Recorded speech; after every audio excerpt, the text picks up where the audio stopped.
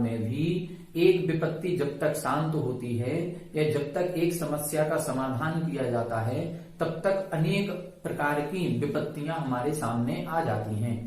मतलब क्या निकला? मतलब यह है कि संसार में कहीं भी सुख नहीं है, केवल दुख ही दुख होता है। जब तक एक टेंशन समाप्त नहीं होती, जब तक दूसरी टेंशन सामने आ जाती है। अब प्रश्न ये उठता है कि जो पाठक है या जो श्रोता है वो आचार्य से ये कह रहा है कि यदि हमारे पास पैसा होगा, हमारे पास धन संपत्ति होगी, तो हम सभी प्रकार की समस्याओं का समाधान कर लेंगे।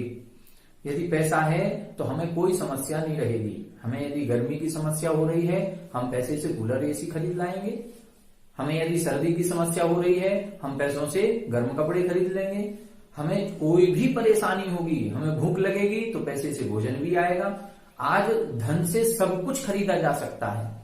हम सारी समस्याओं का समाधान धन से कर सकते हैं। और जो धनी हैं, जिनके पास धन है, अमीर व्यक्ति हैं, धनवान हैं, वो सुखी हो जाएंगे।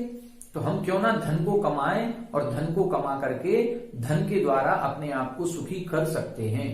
तो ऐसा आप बिल्कुल ना कहें कि संसार में दुख ही दुख है। जो धनी व्यक्ति होते हैं वो तो सुखी नजर आते हैं। अब इस प्रश्न के उत्तर में आचार्य अगला श्लोक कह रहे हैं। अगले श्लोक का अपन सभी उच्चारण करेंगे, देखें।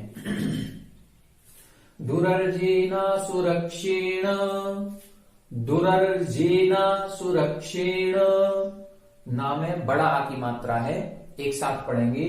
दुरर्जेन सुरक्षेण नस्वरेण धनादिना, नस्वरेण धनादिना, दुरर्जेन सुरक्षेण, दुरर्जेन सुरक्षेण नस्वरेण धनादिना, स्वस्थं मन्यो जनः कोऽपि, स्वस्थं मन्यो जनः कोऽपि, ज्वर्वा निवसर्पिषा, ज्वर्वा निवसर्पिषा।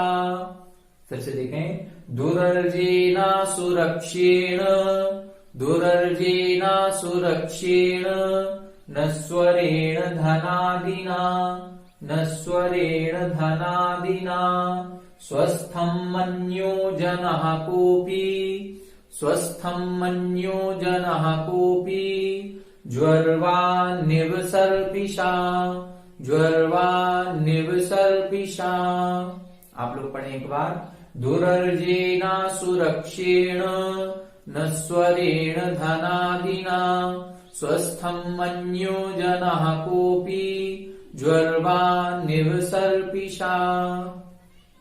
देखें, अब उस शिष्य के लिए आचार्य उत्तर दे रहे हैं कि यदि आप धन के द्वारा अपने आप को सुखी मान रहे हो तो पहले ये तो देखो कि धन कैसे कमाया जाता है, धन का संरक्षण कैसे किया जाता है, ये भी तो समझें। इधर बता रहे हैं धनादिना, धन आदि के द्वारा, स्वस्थम मन्यः, जो अपने आप को स्वस्थ मान रहा है, कोपि जना, कोई भी व्यक्ति, कोपि जना का मतलब कोई भी, जना यानी व्यक्ति, जो कोई भी व्यक्ति धनादिना, धन आदि के द्वारा अपने आप को स्वस्थम मन्यः, जो अपने आप को स्वस्थ मान रहा है, स्वस्थ का मतलब सुखी मान रहा है, वो कैसा है? वो सर्पिसा यानी घी, सर्पिसा का अर्थ होता है घी, घी का सेवन करने वाले ज्वरवान एव, ज्वर, ज्वर का मतलब होता है बुखार आ जाना, बीमार हो जाना, और ज्वरवान का मतलब ऐसा व्यक्ति जो बुखार से पीड़ित है, जो बीमार है। तो घी का सेवन करते हुए बीमार व्यक्ति के समान है। क्या बता रहे हैं? धन आदि के द्वारा जो कोई भी व्यक्ति अपने आप को सुखी मान रहा है, वो कैसा है? वो घी का सेवन करते हुए बीमार व्यक्ति के समान है, जो घी का सेवन करके अपने आप को स्वस्थम मन्यः, स्वस्थ मान रहा है। स्वस्थ शब्द के दो अर्थ लगेंगे। जब ज्वरवान के साथ में लगाएंगे तो स्वस्थ का मतलब है बीमारी से रहित हो जाना, अपने आप को अच्छा महसूस करना, स्वस्थ हो जाना कि अब हम ठीक हैं।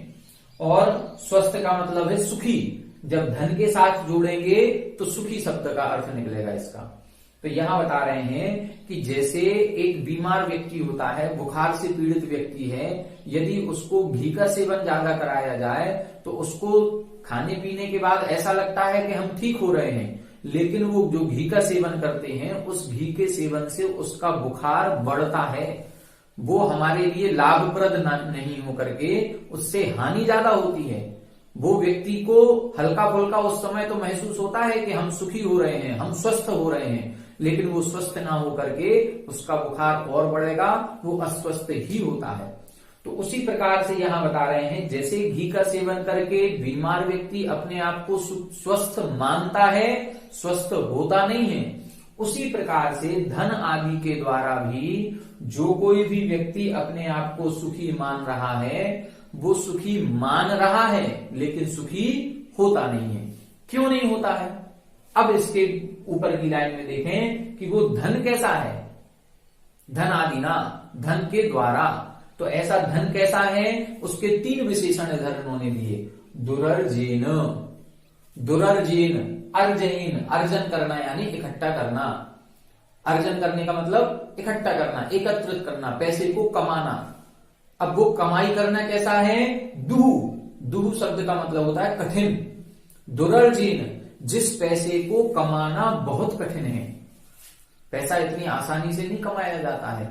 यदि आपके पास विवेक बुद्धि नहीं है, पैसे कमाने की कला नहीं है, तो फिर आपने जो मजदूर करते हैं, मजदूरी करते हैं, ऐसे मजदूरों को देखा होगा जो दोपहर की गर्मी के मौसम में भी धूप में बैठ करके पत्थर फोड़ रहे हैं, अपने सर पर तसले को लेकर के उसमें ईंट आदि लेकर के ढो रहे हैं, 2-2, 3-3 मंजिल तक ढोते हैं, और तब जाकर के जब सुबह 9 बजे से लेकर शाम को 5 बजे तक मेहनत करते हैं, तब जाकर के उनको शाम को 250-300 रुपए मिल पाते हैं। सोचो जरा कितना कठिन है। पैसा इतनी आसानी से नहीं कमाया जाता है। जो कोई लोग और दुकानदारी कर रहे हैं, दुकान आदि पर बैठते हैं, व्यापार बिजनेस कर रहे हैं, उन लोगों को भी देखो, सुबह से 10 बजे से 9 बजे से अपनी दुकान खोलेंगे, रात को 9 बजे तक खोलेंगे, ग्राहकों का इंतजार करेंगे, ग्राहकों से बहस करेंगे, सामान बेचेंगे, उठाएंगे, रखेंगे, कितनी मेहनत करनी पड़ती है, तब जाकर के वो पैसा कमाया जाता है। तो पैसे का कमाना कैसा है? दुरर्जेन, बड़ी कठिनाई से कमाया जाने वाला। अब बताओ, सुखपूर्वक पैसा किसी को नहीं मिलता, सुखपूर्वक कोई नहीं कमा सकता, कहीं ना कहीं दुख होता ही होता है। तो दुरर्जेन, फिर लिखा असुरक्षीण। असुरक्षीण का मतलब क्या है? जो कमाई हमने कर ली है, यदि मान लो बड़ी कठिनाई से कमाया जाता है, ठीक, पहला विशेषण। यदि मान लो किसी ने कमा लिया, बहुत सारा पैसा कमा लिया और आसानी से कमा लिया, तो क्या होगा? असुरक्षीण, और उसकी सुरक्षा करना कठिन है। आज वर्तमान में ये सबसे बड़ी समस्या है। पैसा कमाना, फिर भी जो बड़े लोग हैं या जिनके पास पैसा ज्यादा है या जिनके पास विवेक बुद्धि है, उस विवेक बुद्धि के बल पर वो पैसे से पैसा कमा रहे हैं। 2 तरह की मेहनत होती है, एक शारीरिक मेहनत और एक मानसिक मेहनत। जो मजदूर लेबर होते हैं ये शारीरिक मेहनत करते हैं, इनकी विवेक बुद्धि इतनी नहीं है, तो ये शारीरिक मेहनत करते हैं। शारीरिक मेहनत करके हम 200, 250, 300, 500 रुपए रोज का कमा सकते, इससे ज्यादा नहीं।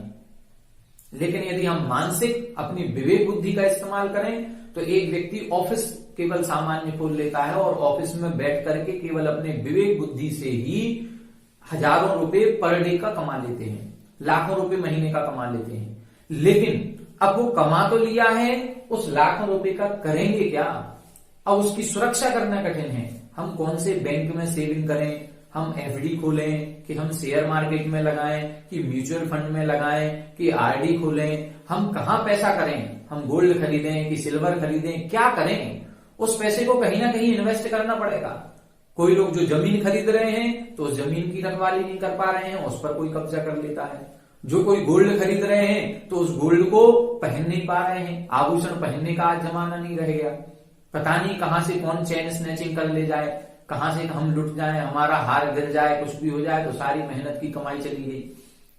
कई लोग बैंक में रख रहे हैं तो बैंक भग जा रहे हैं। आजकल बैंकों में भी कोई सुविधा नहीं रही कि हम जिस बैंक में डाल रहे हैं हमारा पैसा सुरक्षित रहेगा कि नहीं रहेगा।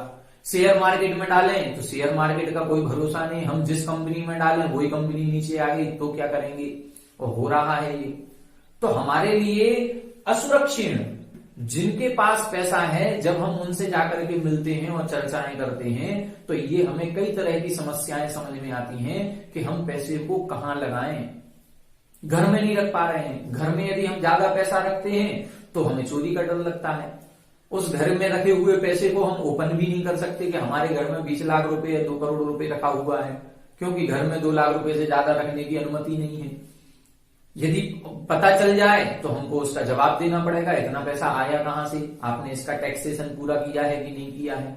तो असुरक्षीण क्या मतलब, पहले बड़ी कठिनाई से कमाया जाता है और यदि कमा लिया तो उसकी सुरक्षा करना कठिन है। और फिर तीसरा विशेषण क्या दिया, तीसरा विशेषण दिया नश्वरेण। नश्वरेण का मतलब है अंत में नष्ट होने वाला है। हम कितना भी पैसा कमाए, मान लो हमने बड़ी मुश्किल से कमा भी लिया, उसकी सुरक्षा भी कर ली, और सुरक्षा करने के बाद होगा क्या, नष्ट होगा। वो तो खर्च होने ही होना है, या तो विषय भोगों में खर्च होगा, और यदि हम उसको बचाएंगे, विषय भोगों में खर्च नहीं करेंगे तो फिर क्या होगा, फिर हमारे मरने के बाद हम तो उसका उपभोग कर नहीं पाए, हमारे बच्चे करेंगे या इधर उधर चला जाएगा, सरकार ले जाएगी, इनकम टैक्स की रेट पड़ेगी, कहीं ना कहीं पहुंच जाएगा वो। तो यहां क्या हो गया, नश्वरेण, अंत में नष्ट होने वाला। संस्कृत में एक सूक्ति कही गई है, श्लोक है, दानम भोगो नासस तिस्रो गतियो भवंति वित्तस्य यो न ददाति न भुंक्ते तस्य तृतीया गतिर भवति। उसमें लिखा है धन की 3 गतियां हैं, दान, भोग और नाश। 3 ही गतियां हैं। यो न ददाति, या तो हम दान करें, अपने पैसे को गरीबों में दान करें, मंदिर में दान करें, जहां हमारी रुचि है, जहां हमें लगता है कि हमारे पैसे का सदुपयोग हो सकता है, या तो हम उस पैसे को दान करें, उसका सदुपयोग करें। या फिर भुंक्ते यानी भोग करना, हमारी जो कपड़ों की कमी है तो हम कपड़े खरीद के ले आए, हमें खाने पीने का शौक है तो हम अच्छे अच्छे भोज्य पदार्थ खा रहे हैं, हमें मकान आदि का शौक है बढ़िया तो हम मकान बनवा रहे हैं, अपना स्टैंडर्ड मेंटेन करने की जरूरत। तो वो जो भोग करने वाले लोग होते हैं वो भोग करते हैं। कुछ लोग ऐसे होते हैं, यो ना ददाती, ना तो दान देता है, न भुंक्ते, न भोग करता है, तस्य तृतीया गतिर भवति, उसकी तीसरी गति होती है। तीसरी गति कौन सी है, नाश। उस पैसे का नाश ही होता है और कुछ भी नहीं होता। तो यहां क्या है, तीसरा विशेषण नश्वरेण, अंत में नष्ट होने वाला है। ऐसे धन आदि के द्वारा, अब देखें ध्यान से, धन के विशेषण क्या बताए, एक तो बड़ी कठिनाई से कमाया जाने वाला है, दूसरा लिखा असुरक्षीण, जिसकी सुरक्षा करना कठिन है, तीसरा नश्वरेण, अंत में नष्ट होने वाला है। ऐसे धन आदि के द्वारा जो कोई भी व्यक्ति अपने आप को सुखी मान रहा है वो वास्तविकता में सुखी नहीं है। क्यों सुखी नहीं है, क्योंकि बड़े दुख पूर्वक तो कमाया है, जो कमा लिया है उसकी टेंशन बनी हुई है, तो दुख हो रहा है, हम कहां रखें, ऐसा ना हो कि हम जहां डालें वहीं भग जाए। कई लोगों के साथ ऐसी कंडीशन बन चुकी है कि जो उनकी मेहनत की कमाई थी उन्होंने सेविंग किया, और जहां सेविंग किया वहां से वो कंपनी ही भाग गई, कंपनी का ये अता पता नहीं है, लाखों रुपए चले गए। तो जहां दुख पूर्वक कमाया था, और जब अपना दुख पूर्वक कमाया हुआ मेहनत का पैसा होता है और जब वो व्यर्थ में ऐसा ही चला जाता है तो और ज्यादा दुख होता है। तो उसको संभालने की जरूरत है। पहले के लोग संभाल नहीं पाते थे, गाड़ के रखते थे, अब जमीन में गाड़ करके रख दिया, मरने के बाद उनकी पीढ़ियों को भी पता नहीं चलता था कि ये पैसा हमारे पिताजी कहां रख के चले गए। अब बताओ, ना तो उन्होंने स्वयं ने भोग किया, ना उनके बच्चों को ही मिला। वो जब मकान जायदाद बिक जाती है, कहीं दूसरे व्यक्ति को मिलती है, उसको वो बड़ा हुआ धन निकल रहा है। तो कितनी बड़ी कठिनता है, धन को कमाना भी कठिन है, धन की सुरक्षा करना भी कठिन है, और अंत में वो धन नष्ट होने वाला है। ऐसे धन आदि के द्वारा जो कोई भी जन, कोई भी व्यक्ति अपने आप को स्वस्थम मन्यः, सुखी मान रहा है, वो वास्तविकता में सुखी नहीं है। किस तरह से सुखी नहीं है, वो उसी तरह से है जो घी का सेवन करते हुए बीमार व्यक्ति के समान है। जो बीमार व्यक्ति घी का सेवन करके अपने आप को स्वस्थ मान रहा है, वास्तविकता में वो स्वस्थ नहीं है, वो अभी अस्वस्थ ही है, उसका रोग बढ़ रहा है। इसी तरह से यहां पर भी धन संपत्ति के द्वारा उसका सुख नहीं मिल रहा, उसको उसका दुख बढ़ रहा है। अपन देखें घर में कितनी भी सुख सुविधाएं कर लें, लेकिन यदि पैसे की टेंशन बनी हुई है, पैसे की कमाने की या पैसे को सुरक्षित रखने की, तो वो टेंशन में हमें कोई भी सुख उस सुख रूप से महसूस नहीं होता है, क्योंकि मन में एक टेंशन। मानसिक बीमारी सबसे बड़ी बीमारी है, और मानसिक बीमारी हो और फिर आपको कितने भी भोज्य पदार्थ अच्छे से अच्छे रख दिए जाएं, लेकिन हम उनको खाएंगे तो हमें टेस्ट नहीं आएगा। कई बार आप दुकानदारों को देखें जो बिजनेस व्यापार करते हैं, उनका खाना पीना देखें, वो भले बहुत अच्छा खाना पीना घर से रखा गया होगा, लेकिन वो खाते हैं कितनी जल्दी जल्दी, 10 मिनट नहीं लगता है। क्यों? दुकान पर ग्राहक खड़े हैं। हो सकता है सुबह 10 बजे जो भोजन करना है वो दोपहर में 3 बजे कर पा रहे हैं। हो सकता है जो मंडी वाले होते हैं जो अनाज आदि के रात में 2 बजे लौट रहे हैं, 12 बजे लौट रहे हैं, 3 बजे जा रहे हैं, उनका कोई ना आने का ठिकाना, ना उनका जाने का ठिकाना, ना उनके खाने का ठिकाना। मतलब कोई निश्चित नहीं है कि कब आएंगे, कब जाएंगे और कब खाएंगे। तो ऐसी जिंदगी भी क्या जिंदगी है? पैसा कमाने के लिए जहां आने जाने और खाने का कोई निश्चित समय नहीं है, वो सुखी नहीं कह सकते हम उसको दुखी ही कहेंगे। अब भले कहें कि हमारे घर में सारी सुख सुविधाएं हैं, लेकिन वो सुख सुविधाओं का उपभोग कितना हो रहा है, वो सुख सुविधाएं भी दुख को देने वाली होती हैं। ठीक है, तो इस श्लोक में इन्होंने यही बताया है कि जैसे संसारी प्राणी को बताया गया था कि एक विपत्ति के बाद दूसरी विपत्ति आती है, तब प्रश्न हुआ यदि हमारे पास पैसा होगा तो हम सुखी हो जाएंगे। तब आचार्य ने कहा कि पैसे से यदि अपने आप को सुखी मान रहे हो तो आप उसी बीमार व्यक्ति के समान हो जो घी का सेवन करते हुए अपने आप को स्वस्थ मान रहा है, वास्तविकता में वो स्वस्थ नहीं है। उसी तरह से जो बड़ी कठिनाई से कमाया जाने वाला, उसकी जिसकी सुरक्षा करना कठिन है और जो अंत में नष्ट होने वाला है, ऐसे धन आदि के द्वारा यदि कोई अपने आप को सुखी मानता है तो वास्तविकता में सुखी नहीं है। ठीक है, कई बार ऐसा होता है कि कई लोग सोचते हैं कि चोरी हुई है वो उनके घर हुई है, हमारे घर थोड़ी होगी। बैंक भगी है वो उनकी भग गई है, हमारी थोड़ी भागेगी। हमने जिस कंपनी में पैसा लगाया है वो तो बिल्कुल प्रॉफिट ही प्रॉफिट देगा, हमारे साथ कुछ नहीं होगा। हमारे साथ क्यों नहीं होगा? जब दूसरे के साथ हो सकता है तो हमारे साथ भी हो सकता है, और जब हमारे साथ हो सकता है तो उसकी टेंशन निश्चित रूप से बनेगी ही बनेगी। अब इसी तरह का भाव अगले श्लोक में बता रहे हैं। आइए अपन सभी लोग अगला श्लोक देखते हैं। देखें, पिछली श्लोक में हमने समझा था कि यह धन संपत्ति के द्वारा अपने आप को सुखी मानना वो उसी तरह से है जैसे एक बीमार व्यक्ति अपने आप को घी का सेवन करते हुए स्वस्थ मानता है। क्यों? क्योंकि धन का कमाना भी कठिन है, उसकी सुरक्षा करना भी कठिन है, और जो अंत में नष्ट होने वाला है। मतलब धन हर तरह से हमें दुख को देकर के ही जाता है। कमाएंगे तो भी दुख देता है, उसकी सुरक्षा करने में भी दुख होता है, और उसका अंत में नष्ट होता है तब भी दुख की प्राप्ति होती है। अब यहाँ ये बता रहे हैं कि फिर ये व्यक्ति समझता क्यों नहीं है कि धन से इतनी दुख मिलता है तो धन संपत्ति को छोड़ क्यों नहीं देता है। अब यहाँ इस श्लोक में इसी तरह के कुछ प्रश्नों का उत्तर दे रहे हैं। पहले अपन उच्चारण करेंगे, विपत्तिमात्मनो मूढ़ः, विपत्तिमात्मनो मूढ़ः परेषामिव नीक्षते, परेषामिव नीक्षते, दह्यमान मृगाकीर्ण, दह्यमान मृगाकीर्ण वनांतर तरुस्थवत्, वनांतर तरुस्थवत्, विपत्तिमात्मनो मूढ़ः, विपत्तिमात्मनो मूढ़ः परेषामिव नीक्षते, परेषामिव नीक्षते, दह्यमान मृगाकीर्ण, दह्यमान मृगाकीर्ण वनांतर तरुस्थवत्, वनांतर तरुस्थवत्। एक बार आप लोग पढ़ें, विपत्तिमात्मनो मूढ़ः, विपत्तिमात्मनो मूढ़ः परेषामिव नीक्षते, परेषामिव नीक्षते, दह्यमान मृगाकीर्ण, दह्यमान मृगाकीर्ण वनांतर तरुस्थवत्, वनांतर तरुस्थवत्। देखें यहां बता रहे हैं वनांतर तरुस्थवत्, वन के अंदर, वनांतर यानी जंगल में, तरुस्थवत्, तरु यानी पेड़ पर बैठे हुए व्यक्ति के समान। वनांतर यानी जंगल में पेड़ पर बैठे हुए व्यक्ति के समान। किस तरह के जंगल में?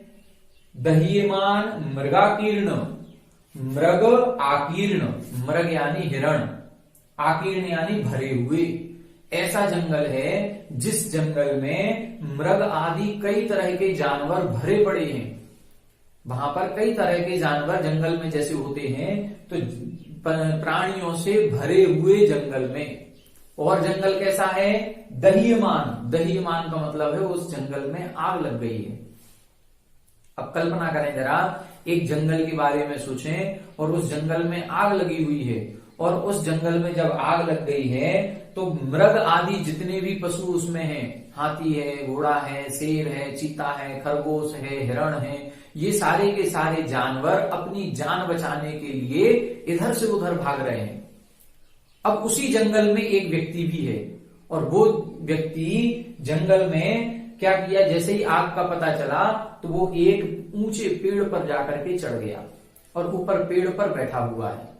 अब वो व्यक्ति उस पेड़ पर बैठ करके ये देख रहा है कि देखो इधर से वो हाथी भाग रहा है, अरे उसकी पूंछ जल गई, ये खरगोश जल गया, ये हिरण फंस गया उधर पेड़ के बीच में और उसी पेड़ पर आग लगी हुई है, ये भी जला जा रहा है। देखो कैसे जानवर सारे के सारे चिल्ला रहे हैं, चीख रहे हैं, बचाओ बचाओ, अपनी जान बचाने के लिए भाग रहे हैं।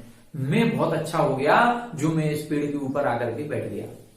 वो अपने आप को क्या मान रहा है? वो अपने आप को सुखी मान रहा है। वो ये नहीं सोच रहा है कि मैं भी तो उसी जंगल के पेड़ पर बैठा हुआ हूं। ये आग जब अन्य पेड़ों को जला रही है तो मेरे पेड़ को भी तो जलाएगी।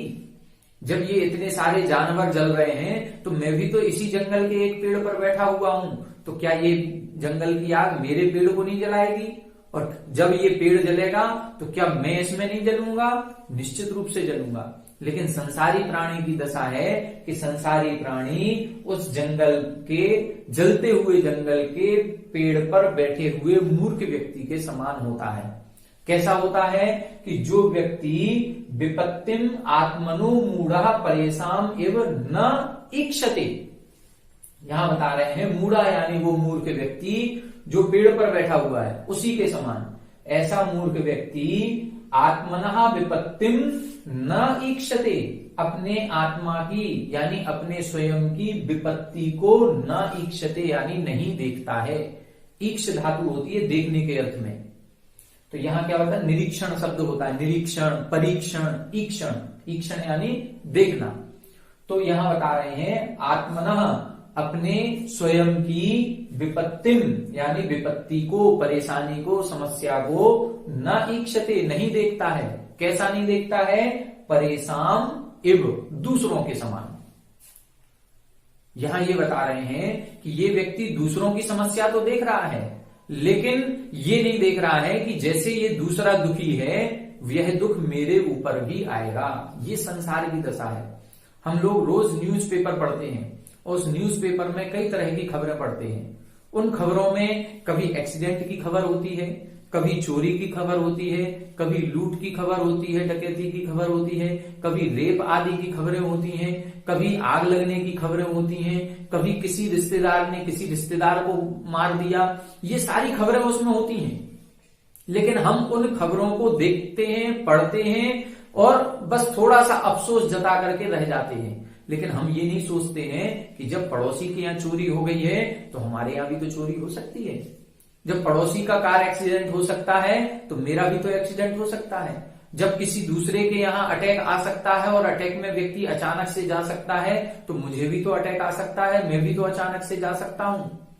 ये सारी दूसरों की विपत्ति को समझ रहा है वो, लेकिन दूसरों की विपत्ति को जान करके भी हम अनजाने बने हुए हैं। हम उसी तरह से मूर्ख व्यक्ति हैं जैसे वो पेड़ पर बैठा हुआ व्यक्ति।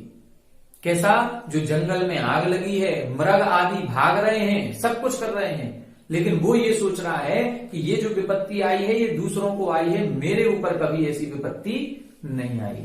ये संसार का दृश्य है। हम सभी ऐसे ही संसार में रह रहे हैं और संसार में हम दूसरों की विपत्तियों को देख रहे हैं कि आज उसके घर में ये हो रहा है, लेकिन हम फिर भी हम जान रहे हैं कि आज ये बैंक भाग गई, इस बैंक में उसका पैसा जमा हुआ था और वो पैसा डूब गया। हम फिर भी बैंक में पैसा जमा करके रखे हैं। क्या हमारी बैंक नहीं भाग सकती? हमने पड़ोसी को देखा कि उसने शेयर मार्केट में जिस कंपनी में पैसा लगाया था वो पैसा सारा का सारा डूब गया और उसने फांसी लगा ली। अब हमने भी तो शेयर मार्केट में पैसा लगा के रखा है, तो क्या हमारा नहीं डूबेगा? कभी भी कुछ भी हो सकता है। एक व्यक्ति जिसने पूरे जीवन भर कमाई की, खूब जोड़ जोड़ करके रखा, अपने शरीर पर भी ध्यान नहीं दिया, अचानक से ऐसी बीमारी पकड़ गई कि अब वो उस पैसे का स्वयं उपभोग नहीं कर पा रहा है। और हम भी यही कर रहे हैं। हम भी पैसे की चाह में दौड़ रहे हैं, हम भी पैसा कमाने में लगे हैं और हम भी कोई भी ना तो विषय भोगों को भोग रहे हैं ना दान आदि कर रहे हैं। क्या हमारे साथ ऐसा नहीं हो सकता? तो ये संसार के जितने परिदृश्य हैं उन संसार के सभी दृश्यों को अपने जीवन पर अपनाना चाहिए कि जो पड़ोसी के साथ हो सकता है, जो दूसरे के साथ हो सकता है, वो मेरे साथ भी हो सकता है। जब हम ऐसा सोचेंगे तो हमें इन सारी चीजों से विरक्ति आएगी, लेकिन हम ऐसा ना सोच रहे हैं। हम कैसे हैं? हम उस मूर्ख व्यक्ति के समान हैं जो परेशान एवं दूसरों की विपत्ति के समान आत्मनः विपत्तिम, अपने स्वयं की विपत्ति को न ईक्षते, नहीं देखता है। कैसे नहीं देखता है? जैसे वो मूर्ख व्यक्ति पेड़ पर बैठा हुआ है और क्या देख रहा है? जलते हुए उस जंगल में कई सारे जानवर जल चुके हैं, कई सारे जानवर भाग रहे हैं, लेकिन फिर भी बचने की कोई उम्मीद नहीं है। सारे जलेंगे, लेकिन वो अपने आप को ऐसा सोच रहा है कि मैं सुखी हूं, मैं कभी नहीं जलूंगा। ये हम लोगों की मिथ्या धारणा है। हम लोग यही मिथ्या धारणा लेकर के सब लोग जी रहे हैं। हम लोग सब यही सोचते हैं कि मैं नहीं मरूंगा, बाकी तो सब मरेंगे, बाकी सबको अटैक आ सकता है, बाकी सबके घर में एक्सीडेंट हो सकता है, सबके घर में चोरी भी हो सकती है, सबका धन पैसा लुट सकता है, लेकिन मेरा कुछ नहीं होगा। हम सब ये इतने कॉन्फिडेंस में हैं, मेरा मरण नहीं होगा। हम इसीलिए तो आगे की कितनी सोच करके रख रहे हैं। हम अभी हैं 20 साल के, लेकिन 60 साल बाद तक की सोच करके रख रहे हैं। हमारे पैसा क्या होगा, पैसे जोड़ने के चक्कर में। अरे 1 मिनट का भरोसा नहीं है, हम उस फिक्स डिपॉजिट का करेंगे क्या? तो जो है उसका दान करें या भोग करें, ये 2 काम किए जा सकते हैं, दान करें या भोग करें। नहीं तो फिर क्या है? नहीं तो फिर नाश उसका होना ही होना है। तो ये सारी विचारधारा हमको यहां समझनी पड़ेगी। यह संसार का परिदृश्य आचार्य ने प्रस्तुत किया है कि ये संसारी प्राणी कैसा है, जो दूसरों की विपत्ति को तो देखता है, लेकिन दूसरों की विपत्ति के समान अपनी स्वयं की विपत्ति को नहीं देखता है। जैसे जलते हुए जंगल पर बैठे हुए व्यक्ति के समान, जो ऊपर पेड़ पर बैठ करके अन्य प्राणियों को भागते और जलते हुए देख रहा है, लेकिन ये नहीं सोच रहा है कि ये आग मुझे भी जलाएगी। इस प्रकार से आज आचार्य ने 2 श्लोकों का वर्णन यहाँ पर जो किया था, हमने उसका अर्थ समझा। दोनों श्लोकों में, पहले श्लोक में धन आदि के द्वारा जो व्यक्ति अपने आप को सुखी मान रहा है, उसकी भ्रम की बात की गई कि वो बहुत बड़े भ्रम में है। धन आदि के द्वारा कोई भी सुखी नहीं हो सकता। क्यों? क्योंकि धन का कमाना भी दुष्कर है, धन का रक्षण करना भी मुश्किल है और अंत में धन नष्ट होने वाला है। ऐसे धन के द्वारा कोई भी सुखी नहीं हो सकता है। फिर भी यदि धन आदि के द्वारा कोई सुखी मान रहा है तो वो उसी तरह से है जैसे इस संसार में उस जलते हुए जंगल के एक वृक्ष पर बैठा हुआ कोई व्यक्ति है, जो दूसरों को जलते हुए देख रहा है, दूसरों की विपत्ति को देख रहा है, लेकिन अपने आप को नहीं देख रहा है कि मैं भी उसी संसार में रह रहा हूं, मैं भी उसी मोहल्ले में रह रहा हूं, मैं भी ऐसे ही लोगों के बीच में रह रहा हूं। जब उस घर में कोई मर सकता है तो मेरे घर में भी कोई जा सकता है, मेरी भी मौत हो सकती है। किसी का कोई मरण निश्चित नहीं है कि कब होगी, किसकी मृत्यु कब होगी कोई निश्चित नहीं। अचानक से कभी भी किसी के साथ भी कुछ भी घटना घट सकती है। तो हमें इन बातों का चिंतन करना चाहिए और चिंतन करके इन धन संपत्ति आदि को छोड़ने का विचार करना चाहिए। आज की कक्षा में इतना ही, शेष कल अपन आगे की कक्षा में देखेंगे। सभी के लिए